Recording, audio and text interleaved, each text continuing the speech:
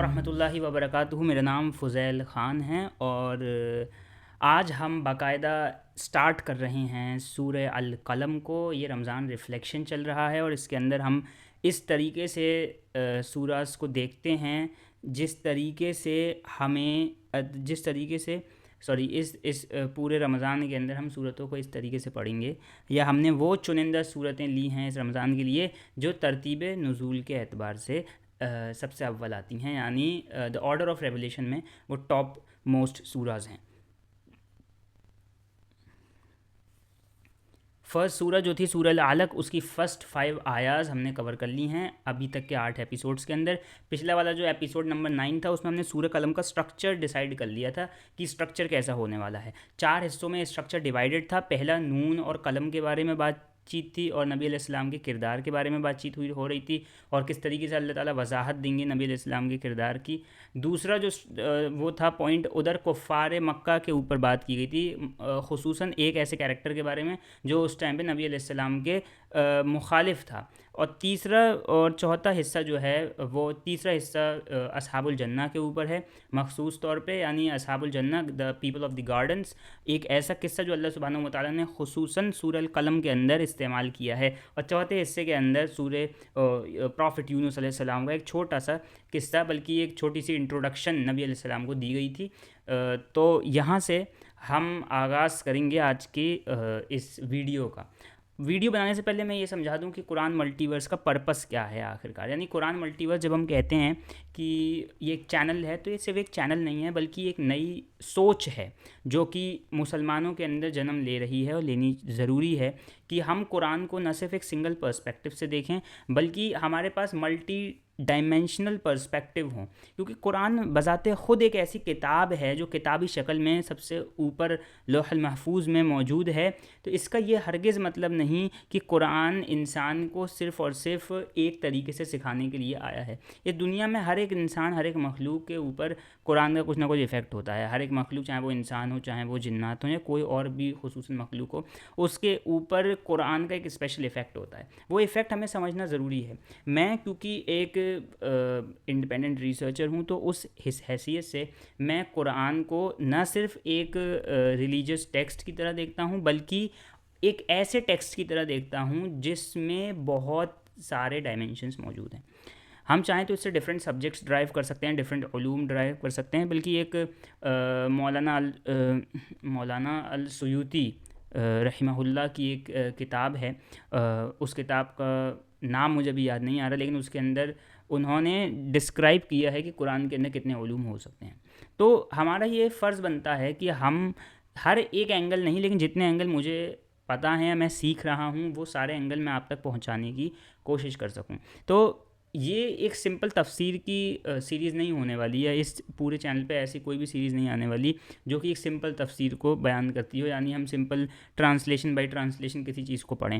یہ چیز ہم ریگولر بیسس پہ خود بھی کر سکتے ہیں. تو اس چیز کے اندر مجھے نہیں لگتا کہ ہمیں ضرورت ہے کسی ایک انسان کی کہ وہ آئے اور بیٹھ کے ہمیں چیزیں سمجھائے. ہاں، اگر آپ کو کوئی دوسرا مسئلہ ہو سکتا ہے، جیسے فقہی مسئلے ہوتے ہیں یا ایسا کوئی دوسرے مسائل ہیں جو شریعت سے ریلیٹڈ ہیں، اس میں ہمیں ضرور ایک ایکسپرٹ کی ہیلپ لینی چاہیے، چاہے وہ کوئی مفتیان اکرام ہوں یا کوئی اور علماء اکرام ہوں، ان کی ہیلپ ہمیں ضرور لینی چاہیے. But when it comes to contemplation, تدبر، تفکر، مطالعہ کرنا کسی چیز کا اور اسی میں غور و فکر کرنا، مجھے نہیں لگتا کہ قرآن سے زیادہ آسان ٹیکسٹ اس پوری کائنات کے اندر کوئی ہے جو اس چیز کو بہت ہمارے لیے آسان کر دیتا ہے. کیونکہ اس چیز کی وضاحت اللہ تعالیٰ خود قرآن کے اندر دیتے ہیں کہ قرآن کو ہم نے تمہارے لیے آسان کر دیا ہے. اب اگر تم ابھی بھی ذکر نہیں کرتے، ابھی بھی تم سمجھتے نہیں ہو، تو پھر اس کا مطلب ہے کہ کہیں نہ کہیں تمہارے اندر کوئی نہ کوئی کجی ہے، کوئی نہ کوئی پرابلم ہے. تو آج باقاعدہ ہم سٹارٹ کر رہے ہیں سورہ القلم کا. نون by the pen and what they write, یہ ایک ریفلیکشن ہے. یہاں پہ ایک سمپل سی چیز میں آپ کو بتانا چاہتا ہوں کہ یہ سورت نا جتنی زیادہ امپورٹنس کی حامل ہے سیرت النبی صلی اللہ علیہ وآلہ وسلم کے اعتبار سے، اتنی ہی زیادہ امپورٹنٹ یہ کچھ اور اسپیکٹس کے اندر بھی ہے. وہ اسپیکٹس کیا ہیں، وہ کس طریقے سے اثر اندوز کرتے ہیں انسان کی زندگی پہ، یہ ہم دیکھیں گے. لیکن اس چیز سے بھی پہلے میں آپ کو بتا دوں کہ اس کے اندر میں کچھ میتھمیٹکس بھی آپ کو انٹروڈیوس کروانے والا ہوں. تو بالکل یہ نہ سمجھیں کہ میں کسی کو معاذ اللہ قرآن سے گمراہ کر رہا ہوں یا الٹی باتیں بتا رہا ہوں.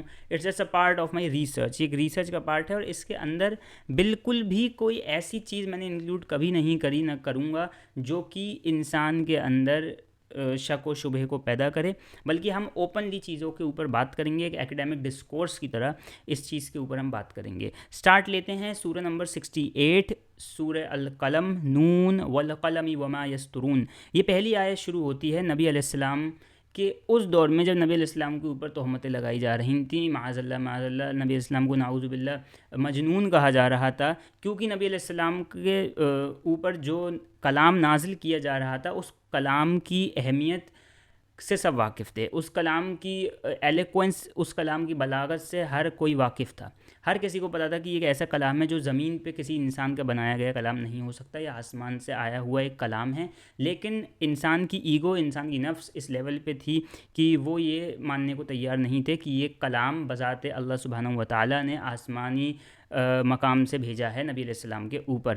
اور جبکہ یہ یہودیوں سے واقف تھے، یہ موسیٰ علیہ السلام کی کہانیوں سے واقف تھے، یہ عیسائیوں سے واقف تھے، لیکن ان کے پاس یہ بالکل بھی علم نہیں تھا کہ یہ مطلب وہ ایکنالجمنٹ نہیں تھی جہاں سے قرآن کو ایکنالج کر سکتے.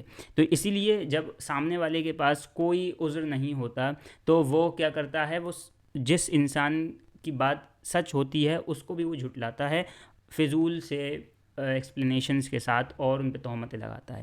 نبی علیہ السلام پہ ویسی تہمتیں لگ رہی تھیں جس کی وضاحت اللہ سبحانہ و تعالیٰ نے ایگزیکٹلی سیکنڈ آیت میں کری، نون والقلم وما یسطرون. اور یہ قرآن کی پہلی ایسی صورت ہے جس میں اللہ سبحانہ و تعالیٰ نے پہلی قسم اٹھائی ہے.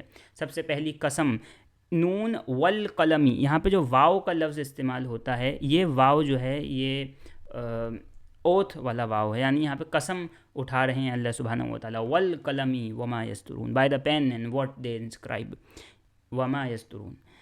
تو یہاں پہ اللہ سبحانہ و تعالیٰ نے اوتھ لی ہے at a very start of سورہ القلم. پروفٹ محمد صلی اللہ علیہ وآلہ وسلم opponents have accused him of madness, مجنون، نعوذ باللہ. یہاں پہ اللہ سبحانہ و تعالیٰ نے سب سے پہلے قلم کی جو ہے اوتھ لی. Here God swear by the pen and what they write, affirming the authority and truth of revelation and refuting the charge of insanity. اور پھر اللہ سبحانہ و تعالیٰ نے اور وضاحت کرتے ہوئے کہا ما انت بنعمت ربک بمجنون، ما انت بنعمت ربک بمجنون. ما انت، ما کہتے ہیں نہیں، انت نہیں، بالکل نہیں، آپ اپنے خدا کے فضل سے مجنون میں سے نہیں ہیں. اور اس چیز کی وضاحت خود اللہ سبحانہ و تعالیٰ نے قلم کے اوپر قسم اٹھا کے کری کہ جس قلم نے اس پوری کائنات کو لکھا ہے، جس قلم نے اس لوح محفوظ کو لکھا، جس قلم نے اس پورے قرآن کو لکھا ہے، یہ قلم خود اس بات کی گواہی دیتا ہے کہ ما انت بنعمت ربک بمجنون، آپ اپنے رب کی نعمت سے مجنونوں میں سے نہیں ہیں. شک و شبہ نہ ڈالیں. نبی علیہ السلام کو یہ ایشورنس تھا کہ آپ بالکل بھی اپنے دل میں شک و شبہ نہ ڈالیں کہ آپ مجنون میں سے ہیں، بلکہ آپ اس چیز سے بالکل آپ متاثر نہ ہوں اور اشور ہو جائیں کہ آپ کا درجہ بہت بڑا ہے. اور یہ شروع کی 5 آیتوں میں اللہ سبحانہ و تعالیٰ اس چیز کی وضاحت بھی دے رہے ہیں بہت اچھے طریقے سے. Okay, classical commentator notes that the verse immediately answer critics by asserting that by the grace of your Lord ما انت بنعمت ربک بمجنون you are not insane. In effect, the oath underscores the sacredness of written knowledge by the pen and the reality of Prophet's message. یہاں پہ اللہ سبحانہ و تعالیٰ نے یہ چیز سمجھا دی اس اوتھ سے کہ قلم کی قسم کھا کے ہم بتا رہے ہیں کہ آپ کا کیریکٹر از خلق عظیم، آپ کا جو اخلاق ہے وہ عظیم ہے، عظیم تر ہے، یعنی آپ سے بڑا اخلاق اس پوری دنیا انسانی پہ کسی انسان کا ہم نے نہیں دیا. اور اس چیز کی گواہی اللہ تعالیٰ قلم سے کہہ رہے ہیں.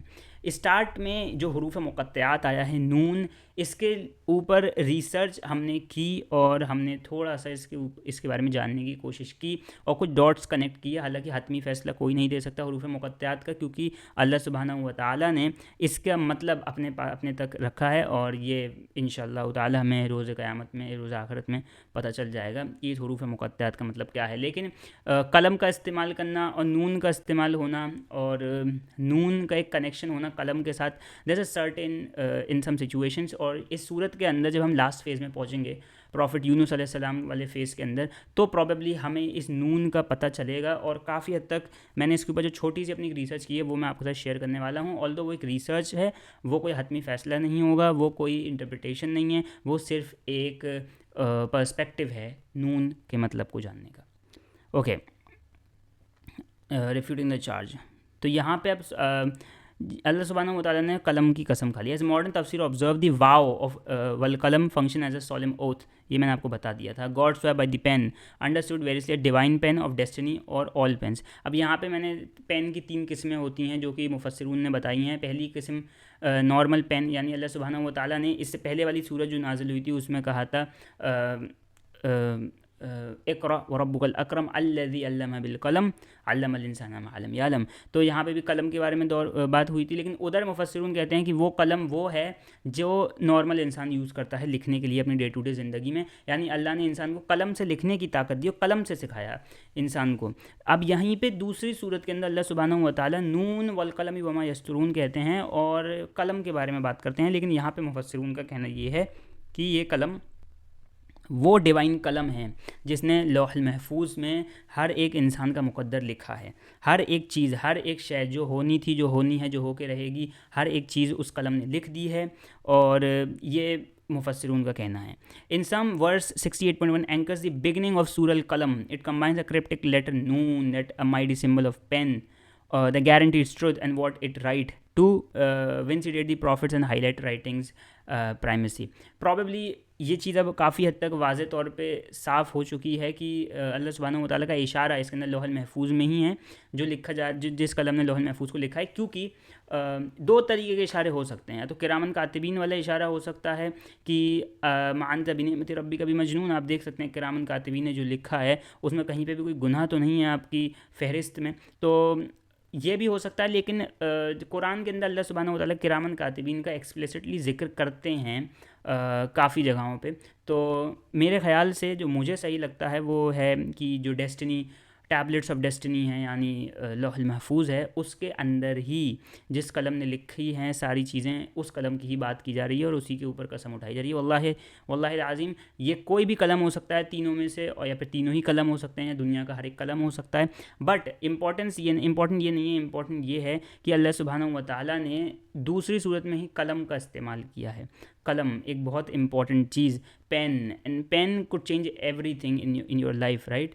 کیونکہ پین ایک ایسی چیز ہے جو کہ آپ کے تھاٹس کو شیپ کرتی ہے، آپ کے تھاٹس کو ڈاکیومنٹ کرتی ہے، آپ کی امیجینیشن کو. یعنی یہ سوچیے اس دنیا میں آج تک جتنے بھی امیجینیشن کے بڑے بڑے تھنکرز آئے ہیں، فار ایگزامپل میں نان مسلم نام لوں گا، Leonardo da Vinci, Albert Einstein یا اور ایسے ڈفرینٹ، پابلو پیکاسو، ہر ایک انسان نے کس کا استعمال کیا؟ پین کا.